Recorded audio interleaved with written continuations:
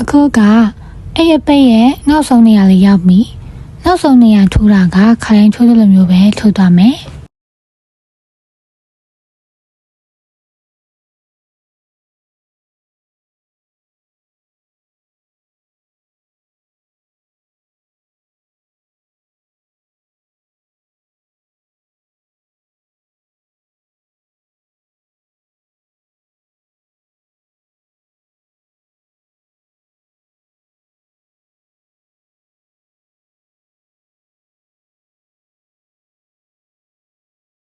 အခုကထိုးပြီးသွားပြီ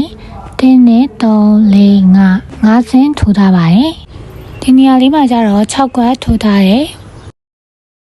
အဆုံးတက်နာလေးထိုးပြီးသွားရင်ကျိုးကိုတိမ့်မယ်ကျိုးတိမ့်တဲ့နေရာမှာလည်းခရိုင်ကျိုးတိမ့်တယ်လိုမျိုးပဲလာရအတိုင်းထိုးသွားမယ်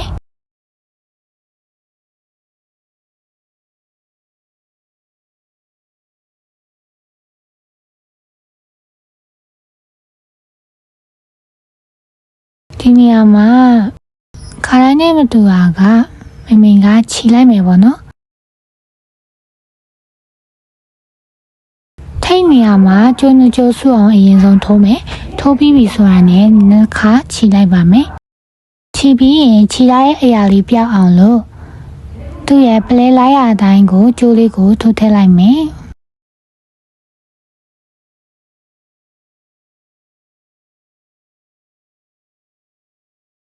အဲ့နေရာမှာထည့်ပြီးပြီဆိုရင်တခြားလေးဆွဲလိုက်မယ်ပေါ့နော်ခြိထားတဲ့အရာလေးကပလဲရဲ့ကြားထဲကိုရောက်သွားအောင်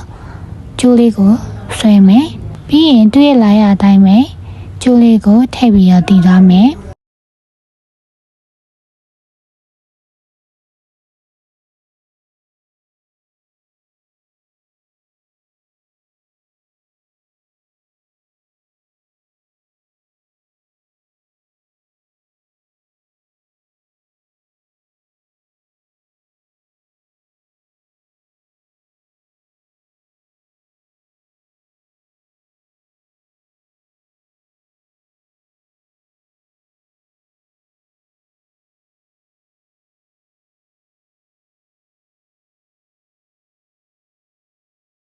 ကျိုးဆုံးတဲ့နေရာထိထိုးချင်လိုက်ရတယ်ပေါ့နော်မင်ကတော့ဗီဒီယိုရဲ့မှာခိုင်မီထင်လောက်တဲ့အနေထားလောက်မှာပဲရက်လိုက်တယ်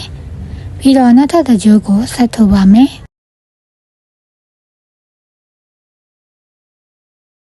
ဒီနေ့တစ်ဖက်ကိုလည်းသူ့ရဲ့လာရအတိုင်းလေးပဲထိုးသွားမယ်ကဲအခုကကျိုးလေးတည်ပြီးသွားပြီဆိုတော့ပလဲလုံးလေးထည့်ဖို့ပဲကြံပါတော့တယ်ကျိုးသက်ပလဲထည့်နေရာမှာကိုကြိုက်တဲ့ပလဲဆိုင်ကိုထည့်ပြီးသုံးလို့ရပါတယ်မင်ကဒီနေရာမှာအသေးလေးရောအကြီးလေးကိုရောပြီးတော့ထိုးလိုက်ပါမယ်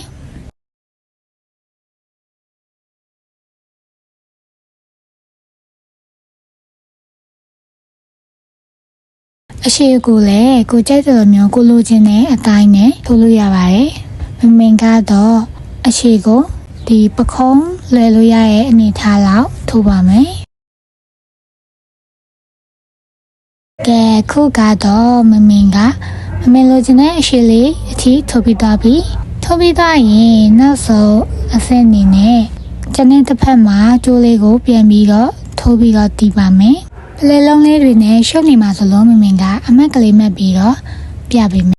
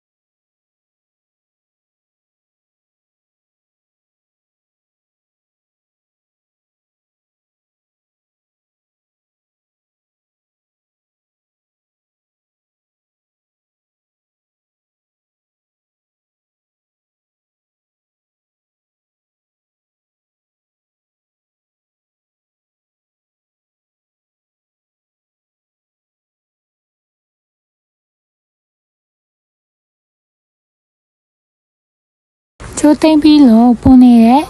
ကျိုးစာလေးကိုကတ်ကျင်နဲ့ညှက်ဖြတ်မယ်ခုနကကျန်နေတဲ့ဘယ်ဘက်ကအချမ်းကိုလည်းကျိုးသိမ့်ပါမယ်ဘယ်ဘက်ကကျိုးလေးကိုခုနကအမှတ်မှတ်ထားတဲ့ပလဲလုံးနှလုံးရဲ့ဘယ်ဘက်ကအလုံးတွေကိုထည့်လိုက်မယ်ပြီးရင်သူ့ရဲ့လာရအတိုင်းလေးပဲထိုးသွားမယ်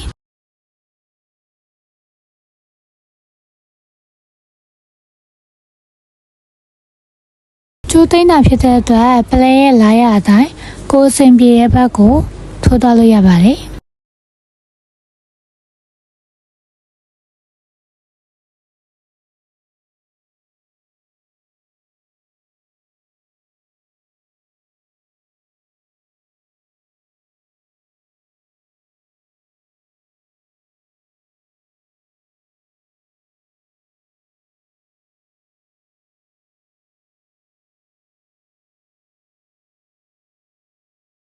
ခိုင်ပြီလို့ထင်တဲ့အနေထားလိုက်ရောက်ရင်ကျိုးစာလေးကိုညှက်ဖြတ်လိုက်မယ်အခုဆိုရင်တော့ပလဲကျိုးလေးကပြီးပါပြီ